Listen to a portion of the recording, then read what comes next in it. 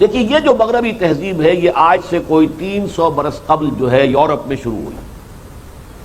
اس سے پہلے، اس سے کچھ عرصے پہلے تک یورپ جو ہے وہ ڈارک ایجز کے اندر تھا. وہاں علم کا، تہذیب کا، تمدن کا کوئی نشان نہیں تھا. لیکن اصل میں جو اس کے اندر بیداری پیدا ہوئی ہے وہ در حقیقت مسلمانوں کے زیر اثر پیدا ہوئی یورپ میں. ہسپانیہ کی یونیورسٹیوں سے، قرطبہ کی یونیورسٹی اور غرناطہ کی یونیورسٹی، طریقہ کی یونیورسٹی، ان یونیورسٹیوں میں آتے تھے فرانس کے نوجوان، جرمنی کے نوجوان، اٹلی کے نوجوان، یہاں سے تعلیم حاصل کر کے جاتے تھے. اصل میں اسلام نے دو کام ایسے کیے تھے کہ جس سے در حقیقت اس تہذیب کا آغاز ہوا ہے. اور آپ شاید حیران ہوں گے کہ علامہ اقبال نے، جو اگرچہ اس مغربی تہذیب کے بہت مخالف ہیں، نظر کو خیرہ کرتی ہے چمک تہذیب حاضر کی، یہ سنگنائی مگر جھوٹے نگوں کی ریزہ کاری ہے. اور جیسا کہ انہوں نے چیلنج کے انداز میں کہا تھا کہ دیار مغرب کے رہنے والوں، خدا کی بستی دکان نہیں ہے، کھرا جسے تم سمجھ رہے ہو وہ اب ذرے کم عیار ہوگا. تمہاری تہذیب اپنے خنجر سے آپ ہی خودکشی کرے گی، جو شاخ نازک پہ آشیانہ بنے گا ناپائیدار ہوگا. تو جو اس مغربی تہذیب کے شدت کے ساتھ مخالف ہیں وہ بھی یہ کہتے ہیں اپنے خطبات میں کہ مغربی تہذیب کا انر کور جو ہے وہ خالص قرآنی ہے. جب میں نے پہلی مرتبہ یہ بات پڑھی تھی میں چونک گیا تھا کہ علامہ کیا بات کہہ رہے ہیں. ویسٹرن سویلائزیشن کا انر کور ایک ہے اس کا اندرونی، اور پھر اس کے اوپر جو ہے ردے چڑھے ہیں، اس کے اوپر غلاف آتے چلے گئے ہیں. تو انر کور انہوں نے کہا قرآنی، اور یہ بات 100% صحیح ہے. قرآن مجید نے فکر انسانی کے اوپر جو قیود تھیں، حدود تھیں، دباؤ تھا، لیمیٹیشنز تھیں، دو اعتبارات سے ان کو علیحدہ کیا، دور کیا، ختم کیا، لبریٹ کیا انسان کے فکر کو. پہلی بات یہ کہ توہمات پر اپنے موقف کی بنیاد نہ رکھو، علم پر موقف کی بنیاد ہونی چاہیے. ان السمع والبصر والفؤاد کل اولئک کان عنہ مسئولا، کہ ہم نے تمہیں آنکھیں دی ہیں، کان دیے ہیں، یہ دماغ دیا، اس کو کام میں لاؤ، ان نعمتوں کا تم سے حساب لیا جائے گا. توہمات کے دائرے میں نہ رہو، ان سے نکلو. وہم اور توہمات اور من گھڑت خیالات اور نظریات نہیں، بلکہ یہ کہ علم پر اپنے موقع کی بنیاد رکھو. ولا تقف ما ليس لك به علم ان السمع والبصر والفؤاد كل اولئک کان عنہ مسئولا. دوسرا کام اس نے یہ کیا کہ اس وقت تک انسان کی سوچ جو ہے وہ صرف استخراجی منطق، یعنی بال کی کھال اتار رہے ہیں، ایک ہی بات کے منطقی نتیجے نکالتے چلے جا رہے ہیں، اسی کے اندر جو ہے وہ گم ہے. اس کی بجائے جسے اب کہتے ہیں انڈکشن، ڈیڈکٹیو لاجک اور انڈکٹیو لاجک، اس کا آغاز در حقیقت قرآن کے ذریعے سے ہوا ہے. وہ انڈکشن کیا ہے کہ پوری کائنات کا مشاہدہ کرو، کھول آنکھ، زمین دیکھ، فلک دیکھ، فضا دیکھ، مشرق سے ابھرتے ہوئے سورج کو ذرا دیکھو. یہ سب آیات الہیہ ہیں. ان فی خلق السماوات والارض واختلاف اللیل والنہار والفلک التي تجری فی البحر بما ينفع الناس وما انزل اللہ من السماء من ماء فاحیا به الارض بعد موتها وبث فيها من كل دابة وتصريف الرياح والسحاب المسخر بين السماء والارض لآیات لقوم یعقلون. یہ سب نشانیاں ہیں. دن ہے، رات ہے، آسمان ہے، زمین ہے، دن رات کا الٹ پھیر ہے، یہ بادلوں کا چلنا ہے، ہواؤں کا چلنا ہے، بارش کا برسنا ہے، روئیدگی کا زمین سے نکلنا ہے، اور سمندروں میں اور دریاؤں میں کشتیوں کا چلنا ہے، اور جتنے ہم نے یہ چوپائے زمین میں، یہ سب ہماری نشانیاں ہیں. مشاہدہ کرو، غور و فکر کرو، سوچ بچار کرو. ان چیزوں کی جو ہے خلقت کے اندر جو قوانین فطرت مضمر ہیں انہیں تلاش کرو، اور ان کو پھر اس کے ذریعے سے جو قواعد فطرت ہیں ان کو استعمال کرو. اس لیے کہ قرآن کہتا ہے یہ تو سورج اور چاند بھی ہم نے تمہارے لیے مسخر کر دیے. سخر لکم ما فی السماوات و ما فی الارض، تمہارے لیے انسان کو ہم نے خلیفۃ اللہ بنایا ہے، اللہ کا خلیفہ ہے اس زمین پر، تو اس کے لیے مسخر کر دیے گئے ہیں. سورج بھی اور چاند بھی اور ہوائیں بھی، یہ ساری چیزیں مسخر ہیں. تو ان کو استعمال کرو، ہارنس کرو، ان کو لگام لگاؤ، لگام ڈالو، اور ان کو اپنے استعمال میں لاؤ. یہ ساری چیزیں جیسا کہ میں نے عرض کیا ہے یہ خالص اسلامی بنیاد پر یورپ میں یہ فکر پھیلا. اور پھیلا کن کے ذریعے؟ جو ہسپانیہ کی یونیورسٹی میں آ کر پڑھتے رہے اور پھر واپس جاتے رہے. ہمارے نوجوان تو امریکہ جاتے ہیں پھر وہیں آباد ہو جاتے ہیں. اس میں صرف ان کا قصور نہیں، ہمارا بھی قصور ہے. ہم نے یہاں ایسے حالات ہی پیدا نہیں کیے کہ وہ واپس آ کر یہاں انہیں کو باعزت مقام مل سکے. لیکن ان کو بھی وہاں پر سنہری زنجیریں ایسا جکڑ لیتی ہیں کہ وہاں کے حالات، وہاں کی آمدنیاں، وہاں کی جو بھی ان کو آسائشیں ہیں، پھر ان کو چھوڑ کر یہاں آنا ممکن نہیں رہتا. لیکن وہ نوجوان جو فرانس سے گئے، جو اٹلی سے گئے، جو جرمنی سے گئے، وہ واپس آئے. وہ اپنے ذہن کے اندر ایک نئی روشنی لے کر آئے، کھلا ذہن لے کر آئے، روشن خیالی لے کر آئے، غور و فکر اور سوچ و بچار کی ان کی جو صلاحیتیں تھیں، فیکلٹیز تھی مینٹل، وہ بیدار ہوئی. اب انہوں نے آ کے پھر اپنے ہاں دو تحریکیں شروع کی. ایک کو کہتے ہیں تحریک اصلاح مذہب، ریفرمیشن، کہ مذہب کے معاملے میں بھی یہ جو ہم نے جو پاپائیت کا نظام قائم ہے اور پوپ کو اختیار ہے جو چاہے وہ جس چیز کو چاہے حلال کہہ دے، جس چیز کو چاہے حرام کہہ دے، یہ کیا، یہ کیسے ایک انسان کے ہاتھ میں یہ اختیارات آ سکتے ہیں؟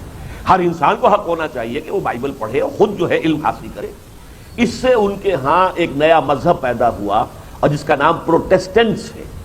ورنہ اس سے پہلے سب کے سب جو ہے وہ ایک ہی طرح کے عیسائی تھے جنہیں آج کل آپ کیتھولکس کہتے ہیں، رومن کیتھولکس. پورے یورپ کے اوپر اسی کا جو ہے وہ غلبہ تھا. اور دوسرے یہ کہ ایک تحریک احیاء علوم شروع ہوئی، علم کو دوبارہ زندہ کیا جائے، اس لیے کہ جب تک پوپ کا اقتدار تھا پورے یورپ میں سائنس اور فلسفہ پڑھنا گناہ تھا، گناہ عظیم، گناہ کبیرہ، جرم. جس کے گھر سے کوئی سائنس کی کتاب نکل آئی زندہ جلا دیا گیا، کسی کے گھر سے فلسفے کی کتاب برآمد ہو گئی زندہ جلا دیا گیا. حالانکہ سائنس اور فلسفے کا آغاز بہت پہلے یورپ ہی میں ہوا تھا، یونان میں. یونان کا فلسفہ، یونان کی سائنس. لیکن اب وہ سائنس اور فلسفہ وہاں مر چکا تھا، دفن ہو چکا تھا پوپ کے اقتدار کے تحت. لیکن اب جو ہے مسلمانوں کے زیر اثر اب سائنس اور غور و فکر، کائنات کا مشاہدہ اور مطالعہ اور اس سے نتائج اخذ کرنا، اور جو یہ نیچرل فورسز ہیں، جو اس کے اندر توانائی ہے، انرجی ہے. اب جیسے آگ کے اندر ایک انرجی ہے، معلوم ہوا کہ آگ کی انرجی کو ہم استعمال کر سکتے ہیں.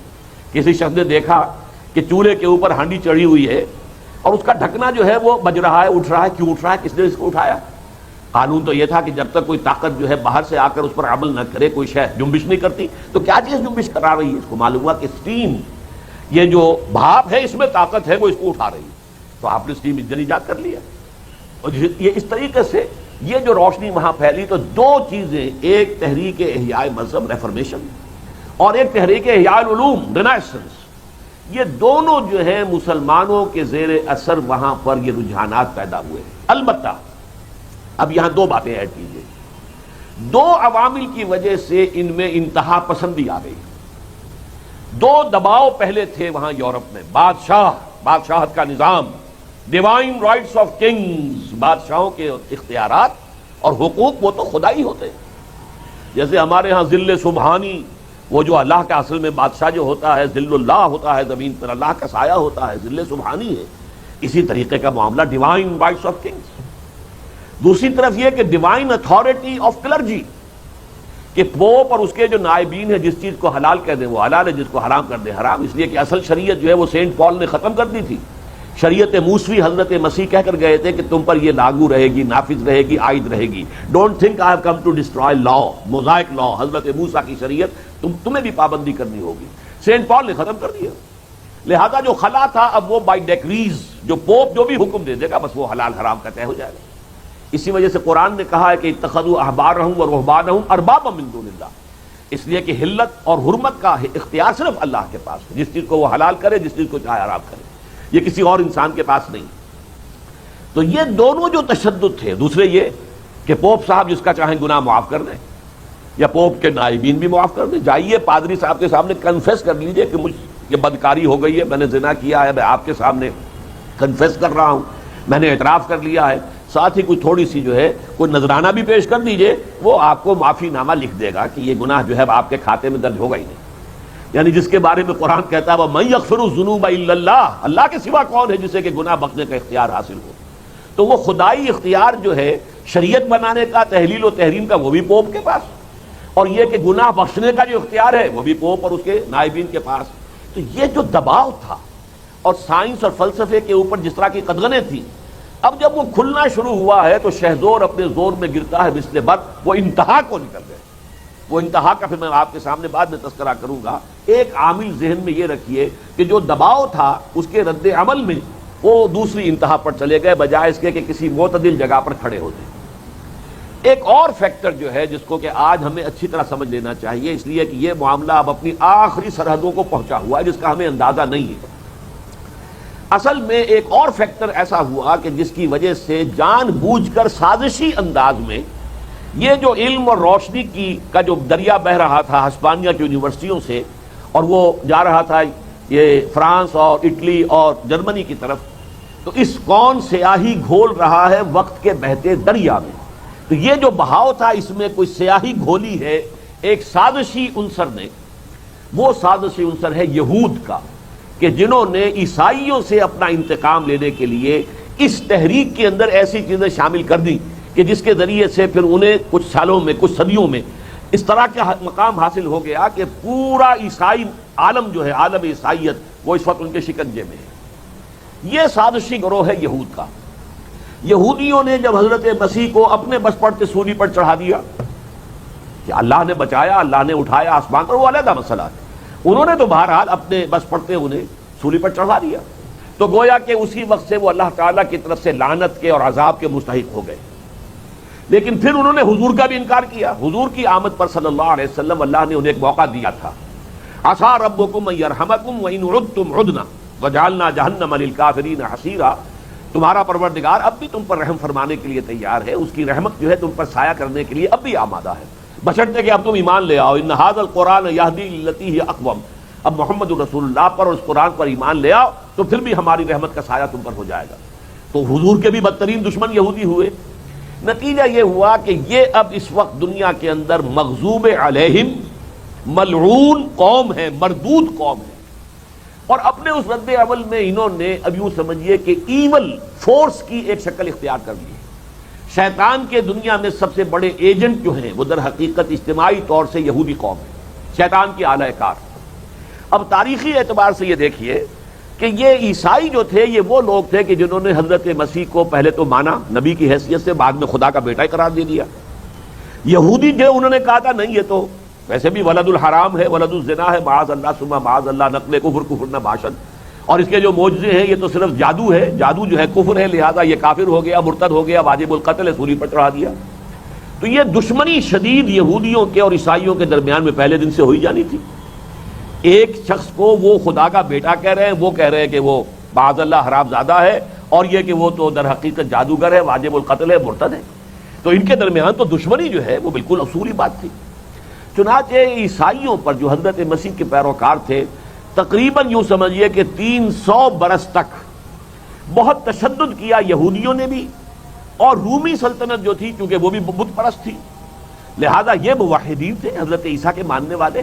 یہ سورہ کہف میں اصحاب کہف کا واقعہ یہ کون تھے؟ یہ عیسائی تھے جو توحید پر ان کا وہ ایمان لائے تھے، اور رومن امپائر میں ڈیسیس جو تھا، دقیانوس جسے کہتے ہیں، وہ اس کا امپرر تھا، اور اس نے فیصلہ کر دیا تھا کہ ان کو جو ہے 7 دن کی مہلت ہے، اس کے اندر اگر یہ اپنے توحید کے دین سے باز نہ آئے تو انہیں رجم کر دیا جائے گا۔ وہ جا کر چھپ گئے غار میں، اللہ نے 300 برس تک انہیں سلائے رکھا، اور پھر ان کو سامنے وہ ایک لمبا واقعہ میں اسے بیان نہیں کر سکتا۔ تو اس کے پس منظر میں آپ دیکھ لیجئے کہ بڑی شدید دشمنی تھی، اور یہودی اور رومی جو بت پرست تھے وہ دونوں مل کر عیسائیوں پر تشدد کر رہے تھے۔ لیکن پھر تاریخ انسانی کا ایک عظیم معجزہ ہوا، جو قسطنطین تھا، کانسٹنٹائن ایمپرر روم کا، وہ عیسائی ہو گیا، اور ساری جو ہے امپائر رومن اس نے عیسائیت کو اختیار کر لیا۔ اتنی بڑی کنورشن تاریخ میں کبھی نہیں ہوئی کہ ایک بہت بڑی امپائر جو ہے وہ کل کی کل ایک دم مذہب تبدیل کر دے، اور یہ ہوا ہے سن 300 کچھ میں یہ واقعہ ہوا۔ کانسٹنٹائن جو ہے اس نے عیسائیت اختیار کی، اور اس کے نتیجے میں اب غلبہ ہو گیا عیسائیوں کا۔ اب انہوں نے یہودیوں کے اوپر ظلم اور ستم اور مار پیٹ اور نفرت، حقارت، گھیٹوز کے اندر رہ سکتے ہیں، یہ ہماری آبادیوں میں نہیں آ سکتے، ان سے شدید نفرت ہوتی تھی۔ لہذا یہ عرصہ اب چل رہا تھا یہودیوں کی پرسیکیوشن کا۔ اس پرسیکیوشن کے دوران ہی میں ایک واقعہ ہو گیا، حضور کی بعثت ہوئی، اور حضور صلی اللہ علیہ وسلم کی بعثت کے کچھ عرصے بعد اب یہاں مسلمانوں کا جو سیلاب جا رہا تھا وہ فتوحات کا، وہ سیلاب جو ہے وہ اسپین کے اندر داخل ہونے کی کوشش کر رہا تھا طارق ابن زیاد کے ذریعے، اور اسپین میں کٹر ترین عیسائی حکومت تھی جو یہودیوں کو بری طرح پرسیکیوٹ کر رہی تھی، تشدد ان کے اوپر ہو رہا تھا۔ یہودیوں نے اس موقع کو غنیمت جانا اور طارق ابن زیاد رحمہ اللہ کی مدد کی، انہیں راستے بتائے تاکہ یہ عیسائیوں کی حکومت یہاں ختم ہو جائے۔ تو فتح ہسپانیہ میں عربوں کی مدد کی یہودیوں نے۔ نتیجہ یہ ہوا کہ جب وہاں پہ عربوں کی حکومت قائم ہو گئی، پورے ہسپانیہ پہ اوپر آئیبیرین پینسولا جسے کہا جاتا ہے، عربوں کی حکومت قائم ہو گئی، تو اب یہاں یہودیوں کو بہت عزت کا مقام ملا، اس لیے کہ وہ تو محسن تھے، انہوں نے تو راستے بتائے تھے، انہوں نے تو راز بتائے تھے، انہوں نے مدد کی تھی۔ وہ وہاں کے لوگ جو تھے گھر کے بھیدی تھے، وہاں رہتے تھے، گھر کے بھیدی ہونے کے راستے سے ناطے سے انہوں نے مدد کی تھی طارق ابن زیاد کی اور مسلمان افواج کی۔ تو اس علاقے میں اسپین میں انہیں بہت سکون عزت ملی. یہی وجہ ہے بن گورین نے جو کتاب لکھی ہے اس نے صاف لکھا ہے Muslim Spain was the golden era of our diaspora. سن 70 عیسوی میں کہ جب نکال دیا تھا رومنز نے یہودیوں کو فلسطین سے، نکل جاؤ یہاں سے، ان کا ہیکل سلیمانی گرا دیا جو دوبارہ بنا تھا، سیکنڈ ٹیمپل اسے کہتے ہیں، وہ گرا پڑا ہوا ہے. اب 2000 ہے، سن 70 میں گرا تھا تو 1930 برس ہو گئے اسے گرے ہوئے. وہ ابھی اس کی صرف ایک دیوار ہے، وہ ویلنگ وال، وہاں جاتے ہیں وہ کچھ ماتم سا کرتے ہیں، روتے ہیں، پیٹتے ہیں، تورات پڑھتے ہیں. باقی یہ کہ ابھی ان کے پیش نظر ہے اپنا ٹیمپل تیسرا بنانا، لیکن تاحال نہیں بنا. اس حوالے سے در حقیقت ان کا جو ڈایاسپورا تھا اس کا وہ کہتا ہے گولڈن ایرا ہمارا جو ہے اس کا وہ ہے مسلم اسپین. اب یہاں اسپین میں بیٹھ کر یہودیوں نے سازشی جال پھیلایا اور عیسائیوں سے انتقام لینے کے لیے یہ جو رد عمل تھا، فکر کو جب کہ آزادی ملی اسے مادر پدر آزاد کر دیا، جو منہ میں آئے بک دو، جو چاہے کہہ دو، جس کو جو چاہے کہہ دو. تم جو حضرت مسیح کو حرامزادہ بھی کہہ سکتے ہو، کوئی تمہیں پوچھنے والا نہیں ہے. سن آف مین کہہ سکتے ہو، کوئی تمہیں پوچھنے والا نہیں ہے. وہ لبرلزم جو ہے وہ حدود اور قیود سے آزاد. سیکولرزم بھی ان کا ادا کردہ ہے. اس کی وجہ یہ ہے کہ اگر مذہب کا ریاست سے کوئی تعلق ہو تو یہودیوں کی کوئی حیثیت بنتی نہیں. وہ پوری دنیا میں 1.25 کروڑ یا 1.5 کروڑ ہے، 13 to 14 ملین، دیٹس آل. اب اگر کسی بھی ملک کے اندر مذہب کا کوئی تعلق، دین کا کوئی تعلق ریاست سے ہو تو ان کی تو کوئی حیثیت ہی نہیں. لہذا انہوں نے مذہب کا، دین کا اور ریاست کا، ہوئی دین و دنیا میں جس دم جدائی، حفظ کی امیری، حفظ کی وزیری، یہ کام بھی یہودیوں نے کروایا. اور یہ ڈیموکریسی کا تصور جو ہے انسان خود اپنا حاکم ہے، اپنا قانون بنائے، جو بھی چاہے کرے. اور پروٹیسٹنٹ مذہب کے پیچھے بھی انہی کا ذہن تھا. جیسے ہمارے ہاں جو تقسیم ہوئی ہے شیعہ سنی کی، اصل میں تقسیم یہی ہے. باقی حنفی، مالکی، شافعی، حنبلی یہ تو مسلک ہیں، یہ فقہی مسالک ہیں، یہ کوئی فرقوں کی حیثیت نہیں ہے. فرقہ حقیقت میں اگر کوئی ہے مسلمانوں میں تو شیعہ سنی، ان میں اختلافات خاصے گہرے ہیں. یہ کس نے کیا تھا؟ عبداللہ ابن سبا یہودی نے، جو الفتنۃ الکبریٰ شروع کیا حضرت عثمان کے دور خلافت میں، جس کے نتیجے میں حضرت عثمان جو ہیں وہ شہید کیے گئے. اور پھر حضرت علی رضی اللہ تعالیٰ عنہ کے عہد خلافت میں مسلسل خانہ جنگی رہی آپس میں. اور یہ شیعان عثمان اور شیعان علی تقریباً 1 لاکھ مسلمان ایک دوسرے کی تلواروں سے، نیزوں سے، تیروں سے ختم ہو گئے. اسی طریقے سے یہ جو عیسائیت کو سپلٹ کیا ہے، کیتھولسزم اور پروٹیسٹنٹزم میں، یہ بھی یہودیوں کی سازش ہے. اور پروٹیسٹنٹس کے ذریعے سے پھر انہوں نے یورپ میں سود کی اجازت حاصل کی، ورنہ جب تک پوپ کا اقتدار وہاں تھا وہاں سود جو ہے حرام تھا، کوئی سودی ٹرانزیکشن نہیں ہو سکتا تھا پورے یورپ میں. یہ بھی پروٹیسٹنٹس کے ذریعے سے انہوں نے اجازت حاصل کی. اور چونکہ پروٹیسٹنٹزم کا سب سے بڑا مرکز جو ہے برطانیہ بنا، پھر فرانس بنا، تو یہاں پر ان کے جو ہیں ہاؤس آف راس چائلڈ اور یہ گولڈ سمتھس وغیرہ جو بھی بڑے بڑے جو یہودی بینکرز کی فیملیز بنی ہیں ان علاقوں میں بنی. پھر انہوں نے آپس میں یورپ کے لوگوں کو لڑایا، کرسچین جتنے بھی ممالک تھے، اور اپنے بڑے بھاری جو ہے شرح سود کے اوپر انہیں قرضے دیے.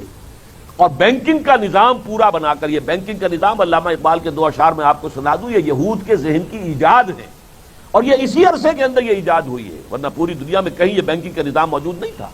نہ سود کا نظام تھا، نہ بینکنگ کا نظام تھا. ای بنوک، علامہ اقبال کہتے ہیں بینک کی جمع بنوک ہے عربی میں. ای بنوک، ای فکر چالاک یہود، یہ یہودیوں کی جو چالاک فکر ہے یہ اس کی پیدائش ہے، اس کا نتیجہ ہے جو بینکنگ کا نظام دنیا میں قائم ہوا. ای بنوک، ای فکر چالاک یہود، نور حق از سینہ آدم ربود. آدمی کے دل کے اندر جو نور حق، جو اللہ تعالیٰ کی طرف سے روحانی جو ایک شے ڈالی گئی ہے، اس کو نکال کر اس نے انسان کو نرا حیوان بنا دیا. تا تہو بالا نہ گردد ای نظام، جب تک یہ بینکنگ سسٹم جو ہے اس کا بیڑا غرق نہیں ہوتا، یہ تہو بالا نہیں ہوتا، اس کی اینٹ سے اینٹ نہیں بچتی. دانش و تہذیب و دین سودائے خام، یہ خیال کہ کہیں کوئی حقیقی فکر اور حقیقی حکمت انسان کے ہاتھ میں آ سکتی ہے، واقعی کوئی انسانی تہذیب وجود میں آ سکتی ہے، واقعتاً کہیں دینی نظام قائم ہو سکتا ہے، یہ خام خیالی ہے، سودائے خام ہے، جب تک کہ یہ بینک کا نظام دنیا میں موجود ہے. یہ ہے حکیم الامت جو کہہ رہا ہے ای بنوک ای فکر چالاک یہود. اس لیے کہ علامہ اقبال 1905 سے 1908 تک یورپ میں رہے، وہاں جا کر مشاہدہ کر آئے تھے کہ فرنگ کی رگے جہاں پنجائے یہود میں، اسی بینکنگ کے نظام کے ذریعے سے انہوں نے پورے یورپ کو جکڑ لیا تھا، اور سب کے سب جو ہے گویا کہ ان کی پالیسیوں کے پابند ہو کر رہ گئے تھے. یہ ہے جو انتقام لیا ہے یہودیوں نے، اور انہوں نے اس کے اندر یہ پروٹیسٹنٹ مذہب بھی پیدا کیا، پھر آزاد خیالی، مادر پدر آزاد خیالی، جو چاہو کہو، جو چاہو کرو، اور جو بعد میں پھر protocols of the elders of the Zion کی حیثیت سے جو دستاویز آج موجود ہے، یہ تو خیر 1897 کی ہے، لیکن ان خطوط پر وہ کام صدیوں سے کر رہے ہیں، جس کے نتیجے میں یہ تہذیب بے خدا تہذیب ہو گئی۔ اس تہذیب سے اخلاقی اور روحانی قدریں نکل گئیں، اس تہذیب سے شرم و حیا کا جنازہ نکل گیا، اس تہذیب نے اللہ کو، گاڈ کو، جو بھی ہے اسے بند کر دیا عبادت خانوں میں۔ مسجد کے اندر جاؤ، اللہ کو پوج لو، باقی ہماری مارکیٹ میں اللہ کا کوئی سروکار نہیں، ہمارے بینکنگ میں اللہ کا کوئی سروکار نہیں، ہماری پارلیمنٹ میں اللہ کا کوئی سروکار نہیں، ہماری ہائی کورٹ میں، سپریم کورٹ میں اللہ کا کوئی سروکار نہیں۔ اللہ جو ہے مسجد میں رہے، تم بھی گاڈ کو مانتے ہو، رہے تمہارا گاڈ سینیگوگ میں رہے یا کہیں کسی چرچ میں رہے۔ باقی یہ ہے کہ دنیا کا جو اصل جو نظام ہے، پولیٹیکل سوشو اکنامک سسٹم، اس کا کوئی تعلق مذہب کے ساتھ نہیں، کسی دین کے ساتھ نہیں، کسی آسمانی تعلیم کے ساتھ نہیں۔ یہ ہے اس تہذیب کا پس منظر کہ نمبر ایک اس میں رد عمل پیدا ہوا، اگرچہ اس کی پہلی اینٹ اسلام نے رکھی، قرآن نے رکھی، لیکن اس میں گندگی کا جو ردع ایک قائم ہوا وہ ہوا ان کی انتہا پسندی رد عمل، اور دوسرا اس میں باقاعدہ سازش کے انداز میں کرسچین ورلڈ سے انتقام لینے کے لیے جو صدیوں تک ان کو پرسیکیوٹ کیا گیا تھا یہودیوں کو، انہوں نے اس تہذیب کو یہ رنگ دیا ہے۔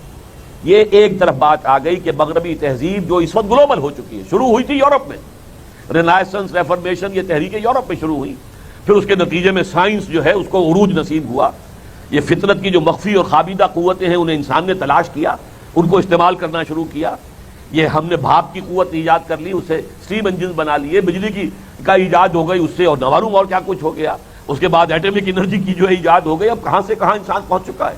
یہ سارا در حقیقت اس کا نتیجہ ہے جس کا کہ آغاز مسلم تہذیب کے تھرو ہوا تھا اسپین سے، لیکن رد عمل کی انتہا میں یہ معاملہ یہاں تک پہنچ گیا کہ آج کی مغربی تہذیب خالص دجالی تہذیب بن چکی ہے، یکچشم، آسمانی ہدایت سے بالکل وہ آزاد، کوئی ہمیں ضرورت نہیں کسی خدائی تعلیم، آسمانی تعلیم، کسی وحی کی ہدایت، کوئی آسمانی شریعت، کوئی اللہ کے دیے ہوئے قوانین، نہیں کچھ نہیں، رکھو انہیں اپنے پاس، ہم تو خود عام جو منار کا فول آئی سروے، ہم خود اپنے جو ہے وہ حاکم ہے، نظام بنائیں گے جو چاہیں بنائیں گے۔ اور یہ تہذیب جیسا کہ میں نے پرسوں عرض کیا تھا، اس نے سیاست کے میدان میں سیکولرزم اور ہیومن ساورنٹی، اقبال کہتا سروری زیبا فقط اس ذات بے ہمتا کو ہے، حکمراں ہے ایک وہی باقی بتانے آزری، لیکن یہاں تو پوری دنیا میں ہیومن ساورنٹی ہے، پاپولر ساورنٹی، عوام حاکم ہے، عوام جو چاہیں گے فیصلہ کریں گے، ان کے نمائندے جو چاہیں گے قانون بنا لیں گے۔ معاشی سطح پر خاص طور پر جبکہ کمیونزم بھی مر گیا تو اب تو پوری دنیا میں ڈنکا بج رہا ہے، انٹرسٹ بیسڈ اور پرائیویٹ اونرشپ بیسڈ کیپٹلزم کا دنیا میں ڈنکا بج رہا ہے۔ فوکویاما نے باقاعدہ کتاب لکھی ہے ڈیمائس آف کمیونزم کے بعد، کمیونزم کی موت جب واقع ہو گئی، انہوں نے کہا اب ثابت ہو گیا کہ کوئی نظام ہمارے مقابلے میں نہیں آ سکتا، ہمارا یہ لبرل اور کیپٹلسٹک ڈیموکریٹک جو نظام ہے یہی انسانیت کی معراج ہے، یہ اینڈ آف ہسٹری ہے، انسان جتنا اونچا جا سکتا تھا بس وہاں تک ہم پہنچ گئے، اس سے آگے انسان کے لیے کوئی اور اونچائی ہے ہی نہیں۔ یہ فوکویاما نے کتاب لکھی۔ اب یہ جو دجالی تہذیب ہے، آخری جو ہمارا کوئی کہہ لیجئے پناہ گاہ ہے مشرقی تہذیب یا اسلامی تہذیب، ہمارا خاندانی نظام ہے، کچھ بڑوں کی عزت کا خیال ہے، ماں باپ کی خدمت ہوتی ہے، ان کا ادب کیا جاتا ہے، کچھ شرم حیا ہے، عفت اور عصمت کے کوئی معاملات ہیں، ان تمام چیزوں میں ستر ہے، حجاب ہے، ان تمام چیزوں کے اوپر اب سب سے بڑا کاری وار جو آ رہا ہے کہ یہ مغربی تہذیب جو ہے ہماری ان اقدار کو ختم کرنے کے لیے آخری وار کرنے والی ہے۔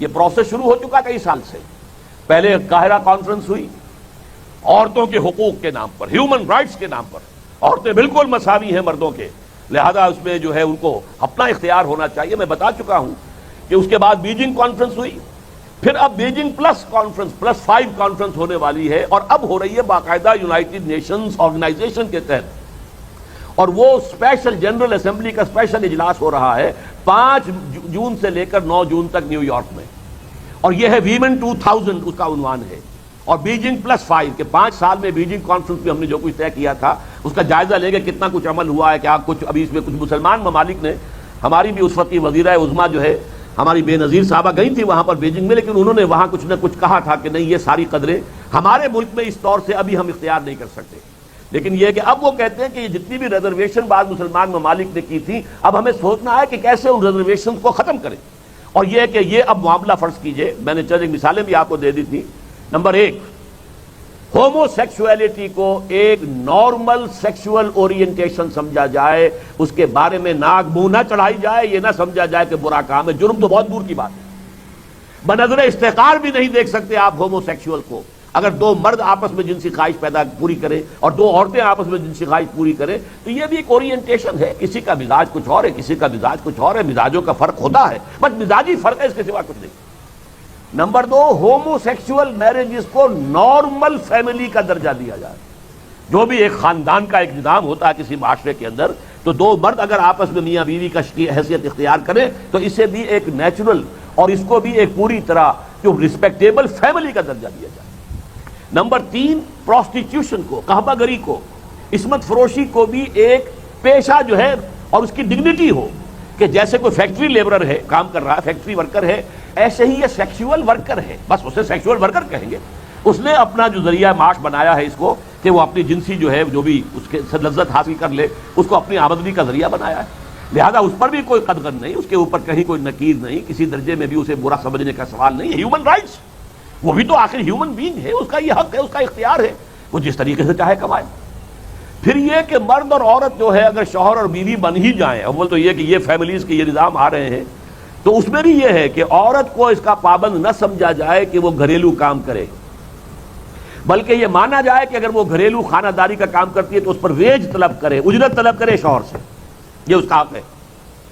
اسی طرح یہ حمل کے 9 مہینے اور پھر بچے کو جننا اور یہ جو یہ ہے ولادت، اس کو بھی یہ نہ سمجھا جائے کہ یہ عورت کی اپنی ذمہ داری ہے، یہ بھی در حقیقت ویج اس کو ملنی چاہیے، اسے اجرت طلب کرنی چاہیے اس پر کہ میں نے تمہارے بچے کو اپنے پیٹ میں 9 مہینے رکھا ہے اور پھر اسے ولادت دی ہے اور جو بھی کچھ کیا ہے، لہذا اس پر بھی اسے ویج ملنی چاہیے۔ اور عورتوں اور مردوں کے حقوق طلاق کے معاملے میں اور وراثت کے معاملے میں بالکل برابر ہونا چاہیے، کوئی فرق نہیں، بیٹے کا بیٹی کا حصہ برابر ہوگا۔ اس قسم کی چیزیں ہیں جو ایجنڈا تیار کیا گیا ہے، جو اس کے لیے ڈاکومنٹ تیار ہوا 20 اپریل کی تاریخ کو، اور وہ ڈاکومنٹیشن جو ہے سامنے آئے گی اور اجلاس ہوگا، اور اگر یہ سارا پروگرام جو ہے UNO کے تحت طے پا گیا تو گویا کہ دنیا کا جو ملک بھی اس کو اختیار نہیں کرے گا اس پر سینکشنز لگیں گی، اس لیے کہ یہ تو یونائٹڈ نیشن نے پاس کیا ہے صاحب، یہ پوری دنیا کا ادارہ ہے، عالمی ادارہ ہے، اس نے پاس کیا ہے، ہیومن رائٹس کا معاملہ ہے۔ در حقیقت ہمارے ہاں ابھی ہیومن کانفرنس جو ہوئی ہے ہیومن رائٹس کی، یہ اسی کا یہ سمجھیے ہراول دستہ ہے جو آ رہا ہے، ہم تو ان سے آگے بڑھ کر جو ہے پریمپٹ کرنا چاہ رہے ہیں اور اس میں کچھ اقدامات ہم نے کر لیے۔ بہرحال یہ میں آپ کو بتا رہا ہوں، یہ ہے اس تہذیب کا پس منظر جسے میں اب دجالی تہذیب کہہ رہا ہوں، اور یہ دجالی تہذیب جو ہے اب اپنے آخری مرحلے میں داخل ہو گئی ہے کہ خاندانی نظام کو اور عصمت و عفت کے تمام اقدار جو ہیں ان سب کو تہو بالا کرنے کے لیے وہ آخری اپنی مہم شروع کرنے والی ہے۔